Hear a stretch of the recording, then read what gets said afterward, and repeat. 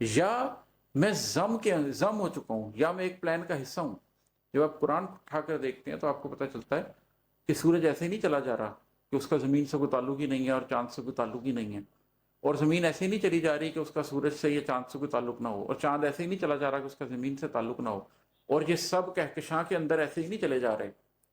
कायनात की एक एक चीज़ अल्लाह ने किसी ना किसी मकसद के साथ बनाई है, एक एक चीज़ का कोई पर्पज़ है। आप थोड़े से साइंसी तजर्बे भी करके देखते हैं और आप ये देखते हैं कि चिड़ियाँ बहुत नुकसान पहुंचा रही हैं इस इलाके से, सारी चिड़ियाँ मार दो तो उसके बाद क्रॉप्स के ऊपर ऐसी बीमारी आती है कि आपको पता चलता है कि वो तो उन चिड़ियों ने रोकी हुई थी। आप अल्लाह के निज़ाम में से एक चीज़ हिलाते हैं तो सब कुछ हिल जाता है।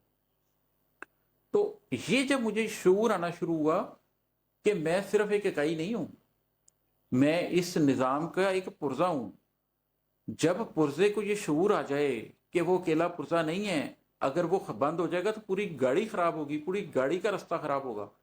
अगर गियर को ये शऊर आ जाए कि वो सिर्फ गियर नहीं है, अगर वो नहीं चलेगा तो पूरी गाड़ी का नुकसान होगा, पूरी गाड़ी नहीं चलेगी। कुछ लोग ये सवाल भी पूछते हैं कि जी एक छोटी सी जिंदगी के ऊपर अल्लाह ताला ने ये कह दिया है कि जो नाकाम होगा उसे अब्दी जहन्नुम क्यों दे दी जाएगी? इसलिए कि तुम अल्लाह के पूरे निज़ाम को खराब कर रहे थे। तुम इस काबिल नहीं हो कि तुम साल्वेशन हासिल कर सको। इसीलिए अल्लाह ने कुफ्र को और शिरक के ऊपर ये रिस्ट्रिक्शन रख दी है कि ये तो बिल्कुल खुदा के निज़ाम के अंदर फसाद करने के बराबर है। तो मेरे अंदर फिर अगला सवाल ये पैदा हुआ कि ये जो कायनाती निज़ाम कुदरत है, ये जो अल्लाह ने पूरा एक निज़ाम बनाया है, क्या मैं इसमें एक अकेला हूं या मैं इसमें एक मास्टर प्लान का हिस्सा हूं?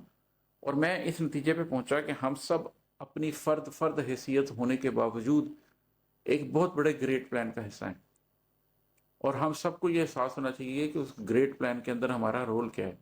जो उस रोल को अदा नहीं करेगा वो उसकी कीमत चुकाएगा, और जो उस रोल को अदा करेगा वो इंशाअल्लाह ताला उसके बदले में एक नेमत पाएगा, अल्लाह ताला की तरफ से रहमत पाएगा।